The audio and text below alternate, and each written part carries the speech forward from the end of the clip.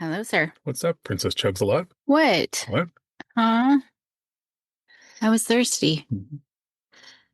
I saw that. I Yes. witnessed it. I witnessed it a few times. What's going on? Not much. Yeah, not much.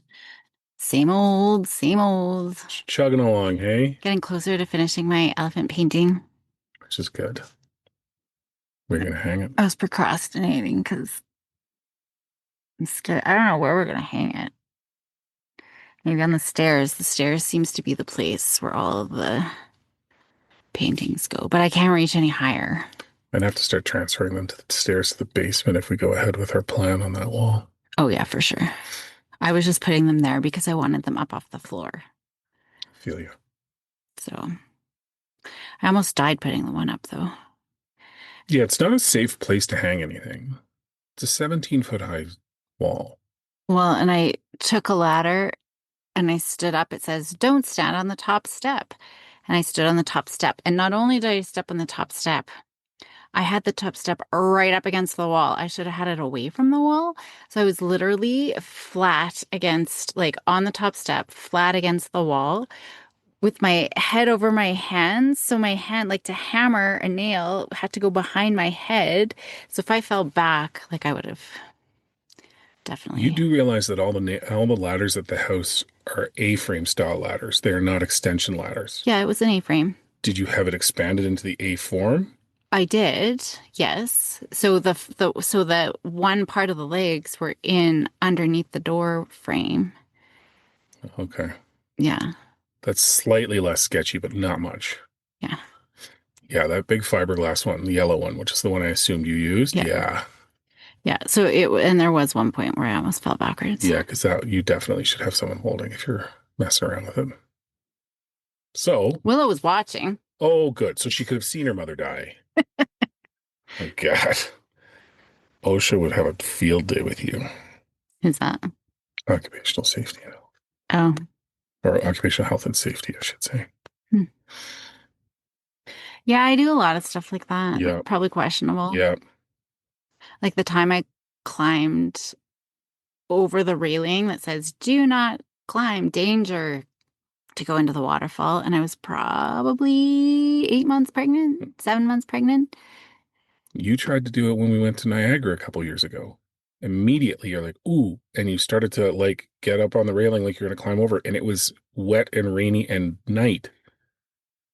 Well, this time I did go over because I dropped my camera on the ledge of this waterfall.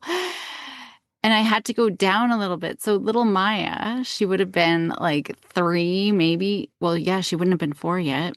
So 3, standing there. I'm like, you just watch. Yeah, just again, why are you making your children watch you But she nearly couldn't die? see me because I had to climb down a little bit. I almost fell then. But I got my camera. But I came back up and there's 2 people with her. Like, are you okay? And she's like, yeah, my mommy's over the edge. How have family services not been at our door? Was it a different province though? Was it not, or was it here? No, it's here. I think at Johnston's Canyon, maybe. Oh, right. It was. I do remember that. What else have I done? Climbed a tree when I was pregnant. Yeah, that's one of the tamer things though, I think. Yeah. Realistically. Still not advisable. So I could see you Yeah. high up in a tree because you were dragon boating, Dragon. You had retired because you were pregnant. taking girls down. Do not enter avalanche ski or ski at your own risk. I'm good if it says do not enter, but if it says ski at your own risk, then I certainly will. That was scary just because they were actually doing avalanche testing or whatever. And so, yeah, we're going down and there's explosions all around. So we sang a death song all the way down the hill. How we're gonna die. I can't remember the tune. It was a tune to a show that we all knew. Hey, it got us down the hill. Yeah, that and blind luck, I would assume. That is something else. Man, ADHD at its best. Yeah. Yeah. And if you ever want to know where anxiety in children comes from, just listen to some of these episodes. No. No. We've got resilient kids who can get themselves out of any situation because they've got experience doing it now. Yeah, but I also think there's a component of them I don't think anxiety is genetic. I think it's learned, and I think we've helped them learn it in certain situations, resilient or not. Hey, I think our kids are less anxious than kids who don't have any experiences at all because Yeah, that's every, fair. yeah. That is fair. But yeah, I think there's fine line between pushing boundaries and Hey, mister, we're going to drive by the needle place and tell you you're going to get all your needles and induce a panic attack on our eldest. You did that. At it's least a, mine are it's a fun. At least mine are fun adventures. for you. What are you talking about? Fun. You ask the kids right now which parent has scared them more or put them into sketchier situations more. I guarantee I don't even make the top two, and we're their only two parents. It'd be you followed by you. That'd be the 1 and 2 punch right there. Any ones that I was with you for sketchiness? Yeah, there's a lot, but I've found that the best way to cope with that over the years is I just push it down way deep and lock it away, and I don't think of those memories. Like what? What memory? I don't know. I'm not unlocking that door. Who knows what's gonna come out? You just can't think of any. Yeah, because I've told you this before. I'm not wired to hang on to that stuff, Hmm. which makes it really hard to win arguments when you're trying to use referenceable data from history. I don't have it. I remember the back alley at night. Yeah, as we were walking around from art, and you literally were 3 steps in before I'm like, we're not going down that alley. And you're like, why not? As the gentlemen who were there absolutely waiting for us to walk down that alley just turned and all attention was on us. I'm like, we gotta go. Literally, one put a balaclava on. Yeah. Yeah. And you were still 50-50 on whether you thought we needed to turn around. That's the crazy part. Well, I'm like, it'd just be so much fast. It's just a shortcut. Yeah, to what though is the question. See, that's the thing. The shortcut absolutely exists, but to what end? That's the part you don't see. Well, I turned around. I followed you. Yeah, and you've resented it slightly ever since. No, I do realize now that that was a sketchy That situation. was super sketchy. Super sketchy. Like we were the people in a heist movie that came around on the robbers at just the wrong time and became hostages. That's essentially what was happening in that moment. Had we taken 6 more steps, we would have been inside the bank with these guys in balaclavas as hostages. And I don't think that I'm skilled enough to be the vengeful dad that hides in the building and takes them all out one by one. So you got to remember that. You're no Liam Neeson. No, I'm not a Bruce Willis type. Not a Bruce Willis type at all. So you're thinking Die Hard. I was just thinking Taken. Yeah, no, any of those action movies. Hey, they've figured stuff out. They've gotten lost and gotten themselves found. Yeah. But anyway, what's on tap today? So today, as you and I become older, Man, sorry, no, it goes. as you and I continue to age gracefully, going into our second round of being 30, which we can't wait. Um, it's become apparent that we are what some people refer to as sandwich parents, or we're about to become sandwich parents to a bit more of a degree. We have children that we are parenting, and our parents are entering an age where they need a bit more support now too. Um, so part of the question is, well, the question is, what are your thoughts on how to best manage this? What are some of the concerns that people might have around something like this, or you have yourself? As like my mom's almost 80, right? She's getting up there. Thankfully she's doing great and she's independent and spry and whatever, but for how much longer, right? Your parents, younger, do great for the most part, but both are going through some surgeries coming up that are going to limit their mobilization for a bit. Thankfully, nothing crazy, but it's going to hinder them, and we've got to make plans on how we're going to support them. So, for people that are potential, and this, I think this can happen at any stage, really. You could have young kids and older parents. We just happen to have kids that are a bit more independent. But what are some things that people need to consider or might be concerning you about being in this stage? Yeah, it's interesting because I work with a lot of people who are also in this situation, we're lucky because our parents are independent and we have relatively independent children. Mhm. Whereas a lot of people that I work with, it's not that No. case, where their parents have become so there's just this unhealthy codependency that's always created, and children are always feeling like I have to drop everything to go, and yeah, to be that person to go support, their parents. And yeah, I'm working with a lot of women, especially, and I'm sure men feel Mhm. this too. I just happen to be working with a lot of men who there's just so much guilt of just being pulled in so many different directions, but they're losing themselves and they're stressed out and having panic attacks, and it's affecting their mental health. So we're lucky in that regard. Um, I'm going in a month. I'm going to be going to stay with my parents to help my mom because she's having surgery. My dad just had surgery. So just to help the both of them. I'm looking forward to it. Yeah. And I think And that, thankfully, yeah, like this situation is, we're very lucky because it is truly just some maintenance work to help them, right? It's yeah. not anything life altering. And it's good modeling. And I mean, you've taken your mom when she needs help to go do things. I think it's good modeling for our kids for when we are older and are going to need some support. I do wonder if it's valuable just to have conversation about that, right? About what that looks like and what we hope for, and With our kids or with our parents or with with our both. kids, Yeah. setting up our kids. So we should have had that conversation with our parents, but we never have. Mhm. I know my dad's take, like he never wants to live in a home, right? Yeah. But It's just the looking old at man of the forest idea. it was just looking at yeah. So just looking at what does that mean? Yeah. Are we willing to take in parents if it gets to that where they can't? Well, I think of my grandma. Hmm. She's just been in and out of the hospital. I think she's back in the hospital, and it's very obvious that she cannot live on her own. Hmm. So I know the siblings are trying to figure that out. I think they're going to have like in-home assisted care kind of thing. She has her own special needs though, so for general population, but just looking at that, is older, like your mom lives in older community, like is it 55 plus? Yeah. 50 or 50. I think it's 50 plus. Like I could move in there in 2 years.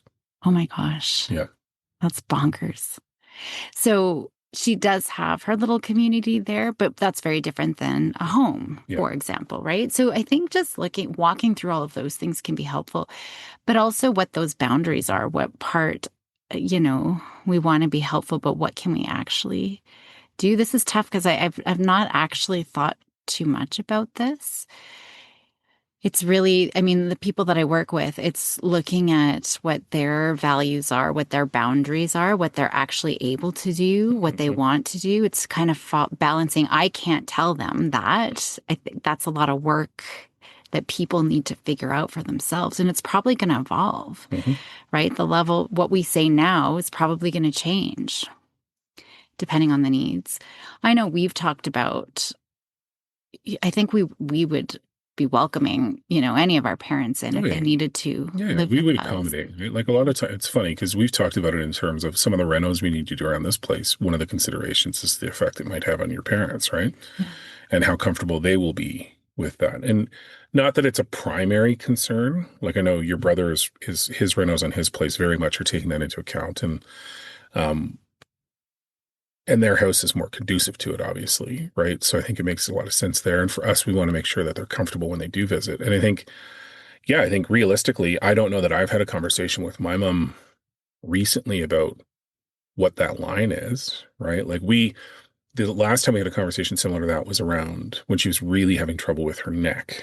I kept having to, and so she lived in a small satellite town just outside of Calgary, right? Which beautiful, awesome, everything she needed was there, but it was a 45-minute trip to get there, right? And Yeah. so she was having some problems with her neck, and which required her to get taken into the clinic several times over the course of a few weeks, and it was in the middle of winter, right? And our conversation leading up to that was, I would never ask her to leave her house, right? It was the house that her and dad were in when dad passed. So I'm like, you know, you know how well you can take care of it. You know all of that, but at some point, you might not be able to. And so my framing to her was always, I don't want to be the person that has to make that decision for you, but I need you to look at when you think it's the right time to potentially change where you're at.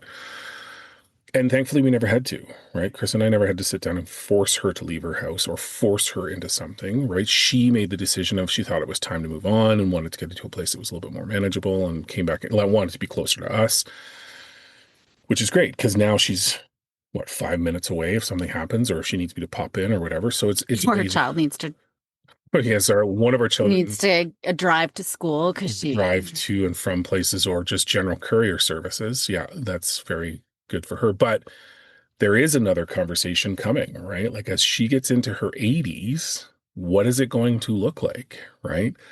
Um, yeah, it's a tricky question. And I think you touched on something a couple times in the early part, which is the boundaries piece, right? The piece about it's one thing for us to be willing to help, but if we have obligations to our own children, to ourselves and our spouse, and then now to our parents, there has to be a really clear line all around as to who gets what. And I think in my mind, it would make more sense. And obviously everybody's situation is different, right?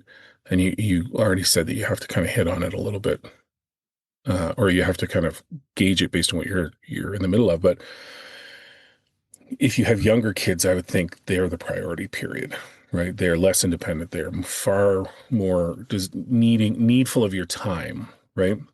So you need to figure out a way to balance that. But I think your parents, regardless of their health or situation, you should be able to have a conversation around where you draw those lines, right? And the expectations that you have. And then obviously you can modify those, I think, based on how you're doing. and there's so many pieces to, I mean, I do see so many people who dictate what their parents need to do. It's almost like they just assume that they're senile and can't make their own decisions, where we can't do that, right? We Yeah, can't treat them like children either, unless there are mental health problems or sure. dementia or things that are, safety issues or things like that. Yeah.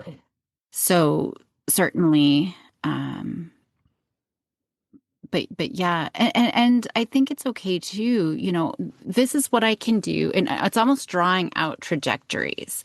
This is the level of support I can give if this condition exists. Hmm. This is the level of support I can give if this condition exists. I mean, just something simple. I mean, even with your mom, right? This is the level of support I can give you if you're living an hour away. Yeah. This is what it can look like if you're living 5 minutes away, Yeah.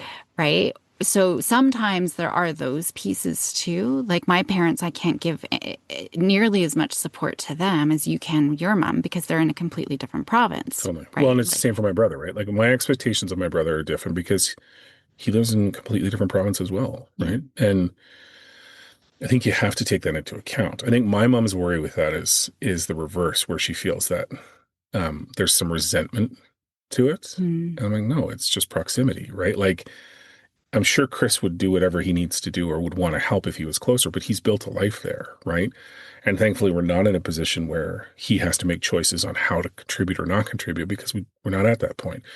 And frankly, when he's home, he does a ton for her, right? Like I know he does. He came home last year just to help her clean her garage, right? Like, so I think you're right. Those expectations of kind of what can be expected is important. Otherwise, and we don't have terribly demanding parents either, right? No. Like we don't have parents that put a lot of guilt or onus on us that we're not doing enough, um, which is lucky. I know that's probably not It's the right. funny. I feel guilty more about my grandpa. I just wish we could do more for him and see him more and support him more. Yeah, I mean, he's doing fantastic. yeah, he's chugging along. He's mobile. He can still draw. Like he's doing fantastic. He's pushing 90 now, doing his aquasizing twice a week. But I do wish that we could do more for him. So yeah, it's just finding that. But I think again, being proactive and creating a plan too can be helpful. I find like that's the biggest thing. Oh, another week's gone by. Oh, another week's gone by. Yeah. Right. We've not supported, but having the talks early too, I think that's really important rather than waiting for something to happen and then you're scrambling and stressed, I think. Or there's big disappointment. Like if you're talking proactively, then you can have those discussions. I know my parents gave me something to sign probably 10, 20 years ago, executor stuff. I lost it. I think I found it again though, Mom. So if you're listening, I think I found it again. So let me see if I got this To straight. sign, Let me something see to if I got this sign. straight. Your parents elected you as the executor of their state. Big And your package. first act, Before they moved, your first act as the executor was you lost the documentation stating that you're the executor. before I could even sign anything. Yeah. Do you think they chose the wrong No, child? No? no, no. Rob's more disorganized than I am. I'm sure of it. Something tells me he could file a piece of paperwork. He's got a teacher for a wife. She could help him. That's true. That's true. I think I found it though again. I think I know where it is. See, I'm lucky. My brother's the executor. I don't have to worry about any of that. I don't know if I need to do anything. There's a good chance my parents just like, because, after 10 years, they're like, okay, she hasn't signed it. We got to find somebody It is else. true. It is true. They've never mentioned it again. So, Mom's big worry is always that I don't know if it's a worry, but my mom has always been about even. Everything's got to be even. All Christmas presents need to be almost to the penny the exact amount, and blah, blah, blah, blah. And I think she's worried that Chris and I are going to argue over stuff when she's gone, which I don't particularly see happening. But who knows? Maybe Chris and I will be vengeful and spiteful when she's gone. the only other thing that just reminds me rather than being in resentment, because that's just going to deteriorate everybody's health, everybody's well being, everybody's Mhm. relationship, right? So, finding the why am I doing this? Right? If you are helping out, but then enjoying those moments that you have Mhm. because we're only promised this moment, right? There's no guarantee that there's another moment after this. So it's being intentional with that. I do think a big piece of this, I mean, I might be going off topic though, is more like intergenerational contact. And I know said over reading week she was going to go hang with grandpa. I don't know if she ever did, but just those stories of old Mhm. times and just learning our roots and, I think that kind of stuff is really valuable. Yeah, and I think too, as part of that too, I think it's important when we're talking about the scope of having to care for both generations, like our kids and our parents, when if it comes to that. It'd be important for your kids to be a part of the conversation to a certain degree. There's obviously certain things they don't need to know, right? Like you don't need to if there's health issues involved, they don't need to know the extent of that or for whatever. But I think there's an important component where them understanding the importance of fulfilling that obligation or how to make sure that you take care of everybody is an important demonstration, right? Because that can very easily, like, we're like our kids, like Willow spends tons of time with my mom, right? Mhm. Maya has been spending more time with mom now that she's got a bit more free time, right? They would do the same if your parents were in town, right? They make a point of every summer trying to spend specific time with your parents too. So we're very lucky that they get a chance to hang out with them and have those relationships with them, right?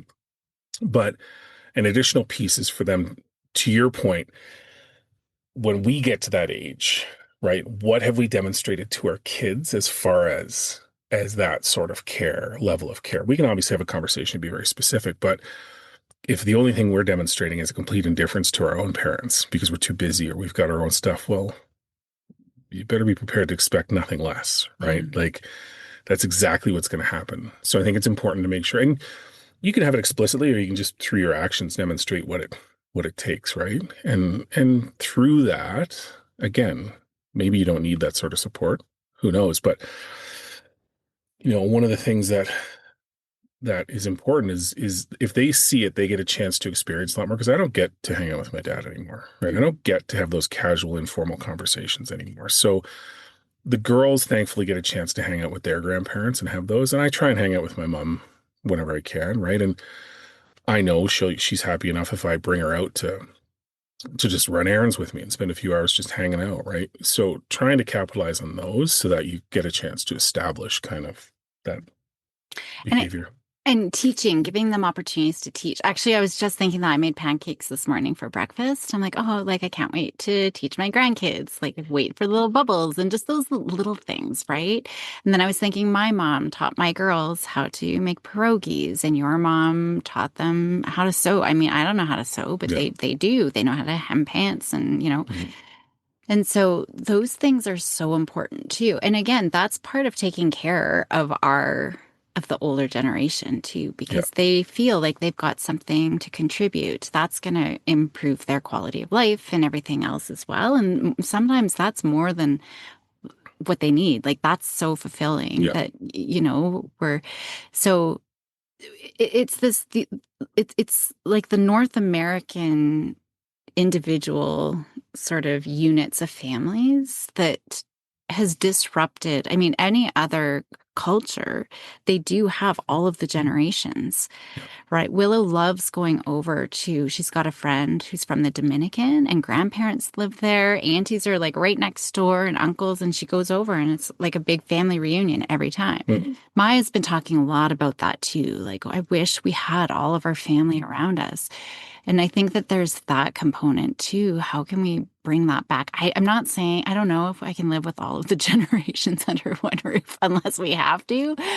But we're missing that component. Well, even when we went to Jamaica, Mhm. you didn't come with us, but it was so incredible to go and see everybody living on this one piece of land, like great grandparents and grandparents from both families, all of the aunts and the uncles and the cousins, and everybody's together, right? Yeah. And in that space, they had their own little space, but they had the communal grounds too. I think we're missing that, and that's part of the reason we're so lonely. But anyways, I diverge. It's probably gone off. Anything else that we missed talking about? Nope. It was just a general question, just based on what we're kind of going through. So I think Yeah. we covered it.